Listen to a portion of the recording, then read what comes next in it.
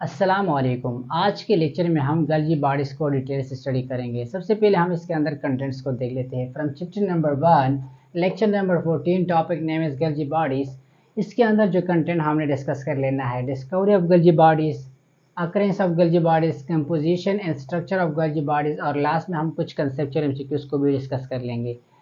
सबसे पहले हम देखते हैं कि गल्जी बॉडीज को गल्जी बॉडीज क्यों कहते हैं। ये एक साइंटिस्ट था, इटालियन बायोलॉजिस्ट, जिसका नाम था कैमेलियो गल्जी, जो कि 1898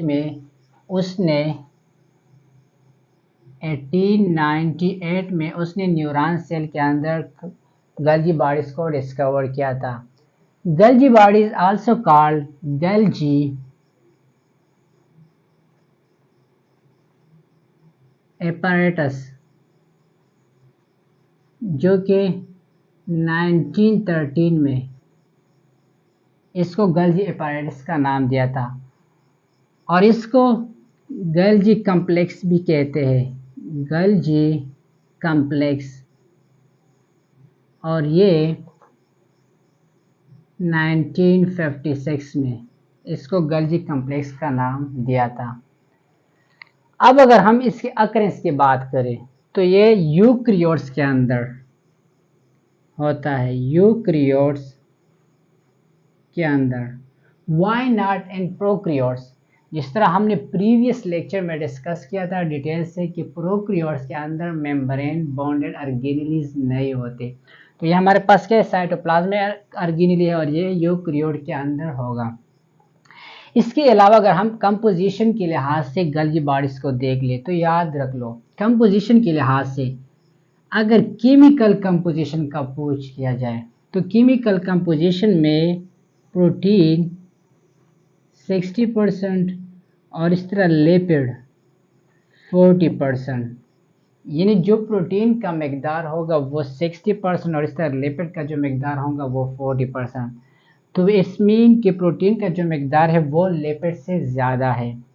इसके अलावा अगर जनरल पूछा जाए कि कंपोजिशन ऑफ गल्जी बॉडीज़, तो याद रख लो वो क्या है, endoplasmic reticulum. General composition of गल्जी bodies is endoplasmic reticulum.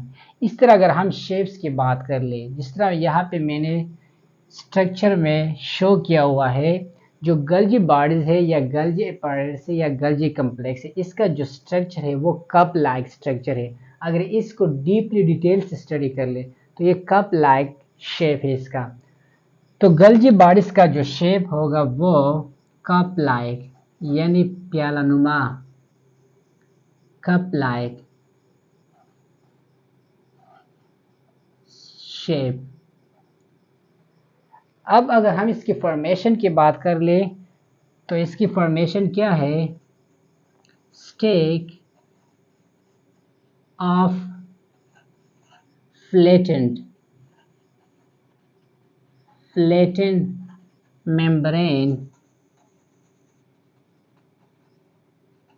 membrane sac which is called cisternae यानी स्टेक ऑफ सिस्टर्नी। तो इसकी फॉर्मेशन क्या है, stack of flattened membrane sac which is called cisternae।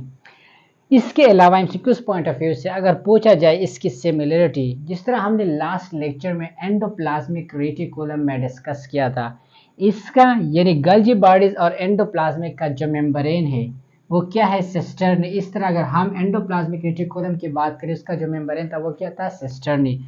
तो इन दोनों के दरमियान जो सिमिलरिटी है वो क्या है, सिस्टर्नी, जो कि लास्ट में हम पॉइंट ऑफ व्यू से डिटेल से स्टडी कर लेंगे। तो ये था कुछ बेसिक इंट्रोडक्शन अबाउट गल्जी बॉडीज। अब हम चलते हैं स्ट्रक्चर की तरफ, जो कि हमारा मेन थीम ऑफ लेक्चर है, जो कि एमसीक्यूज पॉइंट ऑफ व्यू से भी इम्पोर्टेंट और एग्जामिनेशन पॉइंट ऑफ व्यू से भी इम्पोर्टेंट है। तो चलिए स्टार्ट कर लेते हैं स्ट्रक्चर को। लेकिन इससे पहले अगर आप लोगों ने अभी तक एंडोप्लाज्मिक रेटिकुलम के वीडियो नहीं देखी तो जाके पहले वो वीडियो देख ली, क्योंकि कंसेप्ट क्लियर करने के लिए ये वीडियो ज़रूरी है एंडोप्लाज्मिक रेटिकुलम की। अच्छा, स्ट्रक्चर में हमने क्या स्टडी कर लेना है, एंडोप्लाज्मिक रेटिकुलम और गल्जी बॉडीज के दरमियान जो कोऑर्डिनेशन है यानी जो कनेक्शन है वो हमने स्टडी कर लेना है।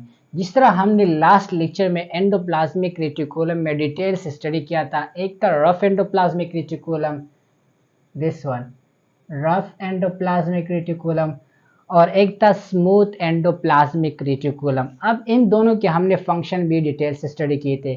स्मूथ एंडोप्लाज्मिक रेटिकुलम का एक फंक्शन था और वो क्या था, ट्रांसपोर्ट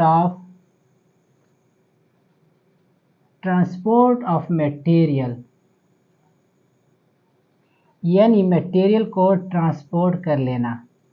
अब एंडोप्लाज्मिक रेटिकुलम का फंक्शन क्या है, मटेरियल यानी सेल के अंदर जो प्रोडक्ट बनते हैं उसको क्या कर लेना, ट्रांसपोर्ट कर लेना वेजिकल की फॉर्म में। अब ये वेजिकल क्या होगा, फ्यूज होके हमारे पास गल्जी बॉडीज या गल्जी अपैरेट्स या गल्जी कम्प्लेक्स बनाएगा। अब जो गल्जी बॉडीज होता है वो क्या काम कर लेता है, जिस तरह यहाँ पे मैंने एक वर्ड शो किया हुआ है, पोस्ट ऑफिस ऑफ सेल। अब पोस्ट ऑफिस ऑफ सेल का मतलब क्या होता है, आप लोगों ने पढ़ा होगा या सुना होगा पोस्ट ऑफिस के बारे में।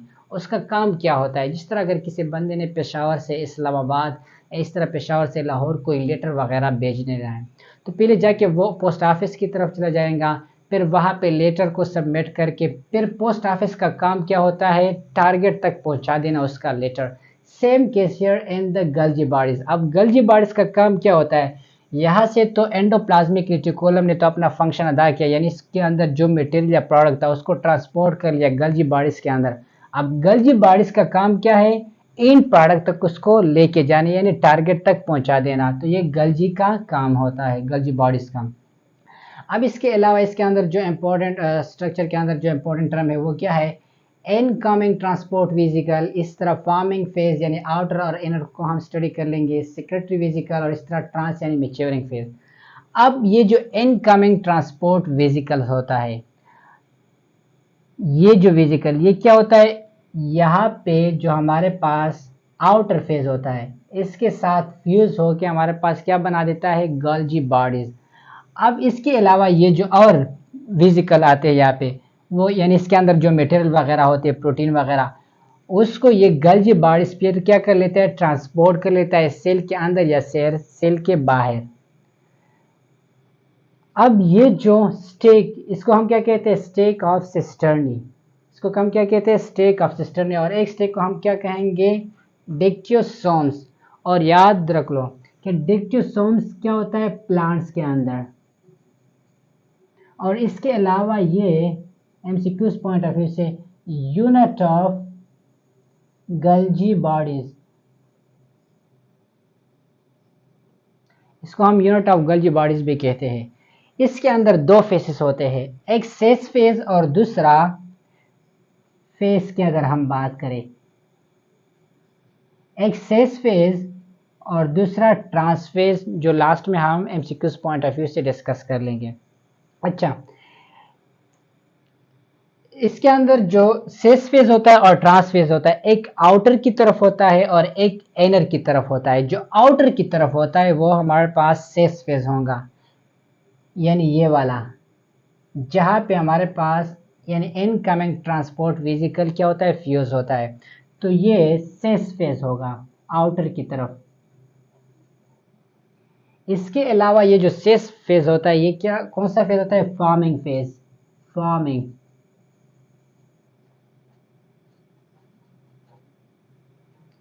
और जो मोस्ट इंपॉर्टेंट बात है, जो सेस फेज होता है ये क्या होता है, कन्वेक्स फेज, कन्वेक्स।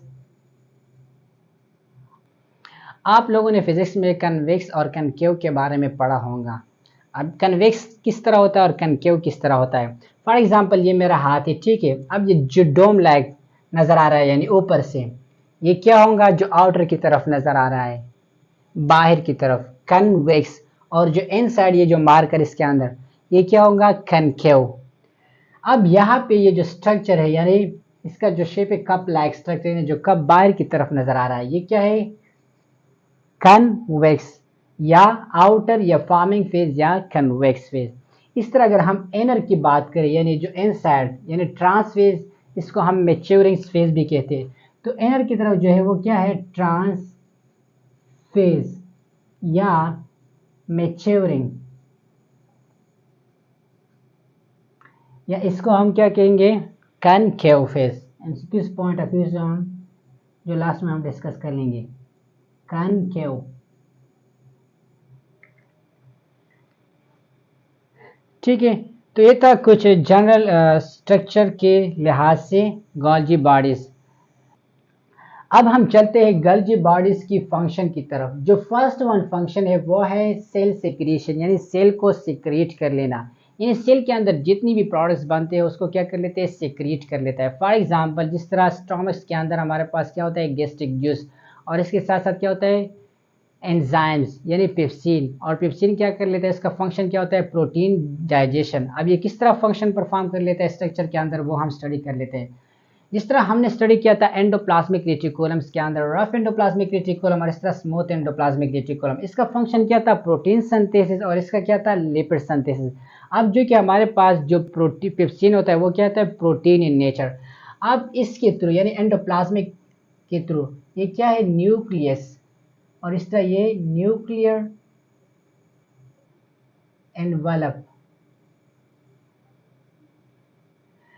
अब रफ एंडोप्लाज्मिक के थ्रू इन चैनल्स के थ्रू हमारे पास जो पेप्सिन होता है यानी जो प्रोडक्ट्स बन गया, वो इन चैनल्स के थ्रू वेसिकल के साथ पिक होके, यानी ये जो ट्रांस सेस फेज होता है या फार्मिंग फेज होता है या कन्वेक्स फेज होता है, उसके साथ क्या होता है, फ्यूज होके गल्जी बॉडीज बना लेता है। और फिर इसी तरह जो और वेसिकल आते हैं वो इन गल्जी बॉडीज के थ्रू सिक्रेटरी वेसिकल के थ्रू फिर बाहर चलता है सेल, या इस तरह सेल के बाहर। अब हमारे पास प्रोटीन बन गया, ठीक है, यानी पेप्सिन, वो इन के अंदर आ जाएगा, किस चीज के अंदर, गल्जी बॉडीज का। और गल्जी बॉडीज का हमने पढ़ा था गल्जी बॉडीज के बारे में कि ये क्या होता है, पोस्ट ऑफिस लाइक काम कर लेता है, यानी टारगेट तक पहुंचा देता है। तो अब इसने क्या कर लेना है, जो प्रोटीन यानी पेप्सिन बन गया उसको क्या करेंगे, सेक्रेटरी वेसिकल के थ्रू इस तरह सेल से बाहर कैविटी के अंदर और फिर इस तरह स्टोमक्स के अंदर लेके, और फिर वहां पे क्या होगा, प्रोटीन डाइजेशन होगा पेप्सिन का। तो ये था सेल सिक्रीशन के बारे में। नेक्स्ट वन हमारे पास जो है वो है मॉडिफिकेशन, यानी इस तरह नहीं कोई चीज़ आ गया और इसको बस पास आउट थ्रो कर लिया, नहीं, फिर उसको मॉडिफाई कर लेता है, यानी उसका मॉडिफिकेशन कर लेता है।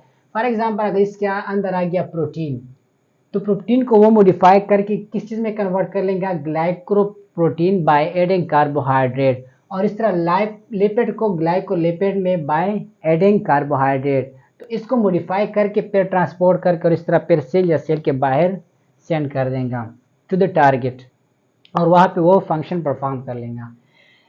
थर्ड वन जो फंक्शन है वो है sorting, packing and export of material, यानी जो प्रोडक्ट सेल के अंदर बनता है उसको सॉर्ट आउट कर लेता है, फिर उसको पैकिंग कर लेता है, और इसके बाद उसको क्या कर लेता है, ट्रांसपोर्ट कर लेता है टू द टारगेट, और फिर वहां पे वो फंक्शन परफॉर्म कर लेता है।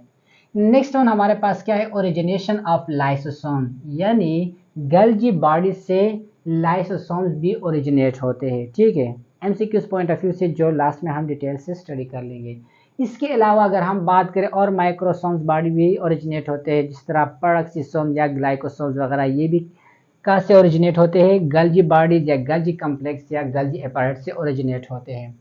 जो लास्ट वन फंक्शन है मोस्ट इंपॉर्टेंट वो है फ्रेगमोप्लास्ट फॉर्मेशन। अब ये किस तरह होता है, आप लोगों ने दो प्रोसेस पढ़े होंगे सेल डिवीजन के अंदर, एक है कैरियोकाइनेसिस जब न्यूक्लियस डिवाइड होता है, और एक है साइटोकाइनेसिस जब साइटोप्लाज्म डिवाइड होता है। अब ये किस तरह होता है, जब साइटोप्लाज्म एनिमल के अंदर डिवाइड होता है,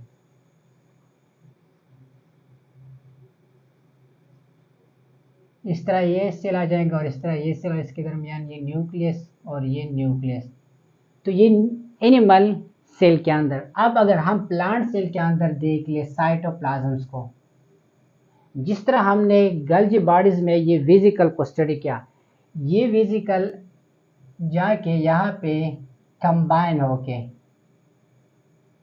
एक मेम्ब्रेन बनाएगा, और इस मेम्ब्रेन को हम फ्रेगमोप्लास्ट कहेंगे, ठीक है, इसको हम क्या कहेंगे, फ्रेगमोप्लास्ट। और ये फ्रेगमोप्लास्ट फॉर्मेशन किसका फंक्शन है, गल्जी बॉडीज का। तो ये था जनरल ओवरव्यू अबाउट गल्जी बॉडीज। अब हम चलते हैं एमसीक्यूज की तरफ। पहले हम जनरल एमसीक्यूज को डिस्कस कर लेते हैं। जनरल एमसीक्यूज किस तरह पॉसिबल है, आप लोगों से पूछ सकता है कि हमारे पास जो गल्जी बॉडी है किसने डिस्कवर किया था, एक इटालियन बायोलॉजिस्ट जिसका नाम था कैमिलियो गल्जी, जो कि 1898 में उसने डिस्कवर किया था किस न्यूरॉन सेल्स के अंदर, कैमिलियो गल्जी गल्जी बॉडीज को। इसके अलावा इसको गल्जी पार्ट्स या गल्जी कम्प्लेक्स भी कहते हैं। अनदर वन जो इम्पोर्टेंट वो क्या है, यूकैरियोट्स के अंदर इसका अक्रेंस होता है। याद रखो, पहले भी मैंने आप लोगों के साथ डिस्कस किया, जो यूकैरियोट होता है ये मेम्ब्रेन बाउंडेड ऑर्गेनेल होता है, वाइल इन प्रोकैरियोट में क्यों पॉसिबल नहीं है, क्यों इसका अक्रेंस नहीं होता है, वो इसलिए क्योंकि वो नॉन मेम्ब्रेन बाउंडेड ऑर्गेनेल्स है। इसके अलावा अगर कंपोजिशन के लिहाज से पूछ लिया जाए तो ये एंडोप्लाज्मिक रेटिकुलम जनरल इस तरह प्रोटीन ये 60% और इस तरह ये लिपिड 40%। हमारे बुक्स में मेंशन तो नहीं है लेकिन ये जनरल में आप लोगों के साथ शेयर कर रहा हूँ। शेप के लिहाज से हमारे पास क्या, इसका शेप क्या है, कप लाइक स्ट्रक्चर। फॉर्मेशन के लिहाज से अगर देख लें एमसीक्यूज पॉइंट ऑफ व्यू से ये भी इंपॉर्टेंट है, तो stack of letter membrane sac which is called dash cisternae. Similarity के लिहाज से आप लोगों से एमसीक्यूज पूछ सकते हैं, वो किस तरह पॉसिबल है। अगर आप लोगों से पूछा जाए कि हमारे पास वो कौन सा ऑर्गेनेलिस है जिसके अंदर बोथ यानी सिस्टर्निया है, एंडोप्लाज्मिक रेटिकुलम, इस तरह गल्जी बॉडीज या बोथ या नॉन ऑफ देम, तो वो हमारे पास बोथ है, क्योंकि प्लाज्मिक रेटिकुलम के अंदर पड़ा था कि इसका जो मेम्ब्रेन है वो क्या है, सिस्टर्नी, और इस तरह ये जो गल्जी बॉडीज का मेम्ब्रेन वो क्या है, सिस्टर्नी। तो ये था जनरल एमसीक्यूज। अब कंसेप्चुअल एमसीक्यूज आप लोगों से किस तरह पूछ सकते हैं स्ट्रक्चर के अंदर। पहले तो आप लोगों से पूछ सकता है कि डिक्टोसोम्स प्लांट्स या एनिमल, तो याद रखो ये प्लांट्स के लिए, ठीक है। और ये क्या है, यूनिट ऑफ गल्जी बॉडीज है। जो कि मोस्ट इंपॉर्टेंट एमसीक्यूज है वो सेस और ट्रांसफेस के बारे में आप लोगों से पूछ सकता है। वो किस तरह, जो सेस फेज होता है वो क्या होता है, आउटर फेज यानी बाहर की तरफ जो फेज होता है वो सेस होता है। ये फॉर्मिंग फेज होता है और ये हमारे पास कन्वेक्स होता है, ठीक है। एमसीक्यूज पॉइंट ऑफ व्यू से कन्वेक्स, अगर आप लोगों से पूछा जाए कि हमारे पास जो कन्वेक्स होता है, कन्वेक्स वो सेस फेज होता है या ट्रांस फेज, तो कन्वेक्स जो होता है वो सेस फेज होता है। और इसके अलावा जो कंसेप्चुअल एमसीक्यूज है वो किस तरह पॉसिबल है, ये जो सेस फेज है यानी आउटर की तरफ जो फेज है या कन्वेक्स फेज है, ये टुवर्ड किस तरफ होता है। अगर पूछा जाए toward cell membrane, toward nucleus या टुवर्ड एंडोप्लाज्मिक रेटिकुलम, तो याद रखो हमारे पास जो सेस फेज होता है वो किसकी तरफ होता है, टुवर्ड एंडोप्लाज्मिक रेटिकुलम। यहाँ पे मैं मेंशन कर रहा हूँ टुवर्ड एंडोप्लाज्मिक रेटिकुलम। और अगर इसी तरह पूछा जाए कि ट्रांस जो फेज होता है या मैच्योरिंग फेज होता है या कन्वेक्स फेज होता है, ये किसकी तरफ होता है, toward cell membrane, toward cell membrane, तो ये सेल मेम्ब्रेन की तरफ होता है, cell membrane, toward cell membrane. इसके अलावा ये इसके अंदर जनरल एमसीक्यूज आप लोगों से पूछ सकता है। और इसके अलावा जो मोस्ट इंपॉर्टेंट है वो है फंक्शन के लिहाज से। आप लोगों से पूछा कि सेल सिक्रीशन में कौन सा ऑर्गेनेली फंक्शन परफॉर्म कर लेता है, तो वो क्या है, गल्जी बॉडी।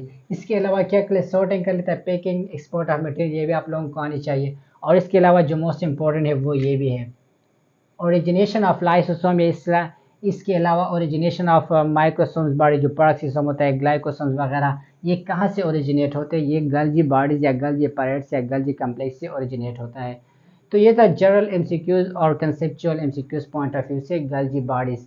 लेकिन जो लास्ट वन हमारे पास है वो आप लोगों ने नोट्स कर लेना है, जो सारे टॉपिक का खुलासा है। और इस एक लाइन्स के थ्रू आप लोगों ने सारा स्ट्रक्चर आप लोगों ने समझना है। वो किस तरह मैं आप लोगों को समझा देता हूँ, जिस तरह मैंने स्ट्रक्चर के अंदर आप लोगों को एक एक चीज़ आपको समझा दिया, उसकी फंक्शन, उसकी डिटेल, आप लोगों ने जस्ट एक सेंटेंस याद कर लेना। और सेंटेंस क्या है, जिस तरह हमें पता है कि राइबोसोम्स उसका फंक्शन क्या होता है, प्रोटीन सिंथेसिस, जो लास्ट लेक्चर में हमने डिटेल से उस पर बात की थी। अब इसके अंदर जिस तरह अगर हमने रफ एंडोप्लाज्मिक रेटिकुलम को भी पढ़ा है और स्मूथ एंडोप्लाज्मिक रेटिकुलम को भी, रफ एंडोप्लाज्मिक रेटिकुलम का फंक्शन क्या होता है, प्रोटीन सिंथेसिस। अब यहाँ पे वो क्या कर लेगा, प्रोटीन को सिंथेसाइज कर लेगा, फिर इसके बाद इसको पिक कर लेगा यानी मेम्ब्रेन के थ्रू, और फिर इसके बाद ट्रांसपोर्ट कर लेगा वेजिकल के थ्रू, क्या कर लेगा, इसको ट्रांसपोर्ट कर लेगा गल्जी बॉडीज के अंदर। अब गल्जी बॉडीज क्या कर लेंगे, अब इसका मॉडिफिकेशन कर लेंगे। जिस तरह मैंने फंक्शन के अंदर आप लोगों को समझाया कि पहले इसको क्या कर लेता है, मॉडिफाइड कर लेता है। अगर आपके पास ग्लाइकोप्रोटीन है या लेपिड होता है या प्रोटीन होता है, उसको ग्लाइकोप्रोटीन इस तरह ग्लाइकोलेपिड में क्या कर लेता है, कन्वर्ट कर लेता है with the help of carbohydrates, यानी बाय एडिंग कार्बोहाइड्रेट्स। फिर इसको अगेन क्या कर लेता है, पिक अप कर लेता है और फिर सेक्रेटरी वेसिकल के थ्रू क्या कर लेता है, बाहर कर लेता है। इस तरह लाइसोसोम या सेल के और जो पार्ट होते हैं, माइक्रोसोम्स वगैरह, पेरोक्सिसोम्स या ग्लाइकोसोम्स वगैरह, या बॉडीज के अंदर जहाँ पे भी इसकी जरूरत होती है वहाँ पे क्या करते हैं, फंक्शन परफॉर्म कर लेते हैं। तो क्या हुआ, ribosome and rough endoplasmic reticulum, फिर प्रोटीन, फिर इस तरह पेक्टिन मेम्ब्रेन, ट्रांसपोर्ट वेसिकल, फिर गल्जी बॉडीज, इस तरह मॉडिफिकेशन ऑफ ग्लाइकोप्रोटीन, ग्लाइकोलिपिड्स, फिर इस तरह पिक्ट अगेन, और लास्ट में सिक्रेटरी वेसिकल, और इस तरह फिर लाइसोसोम्स एटसेट्रा। तो ये था आज का लेक्चर। नेक्स्ट लेक्चर में हम इंशाल्लाह डिटेल से लाइसोसोम्स के बारे में डिस्कस कर लेंगे। अगर इसमें आप लोगों को कोई कन्फ्यूजन हो तो आप लोग कमेंट्स के थ्रू भी पूछ सकते हो, और इसके अलावा फेसबुक पेज पे यानी मिशन MBBS के थ्रू भी आप लोग मैसेज कर सकते हो। थैंक यू, अल्लाह हाफिज़।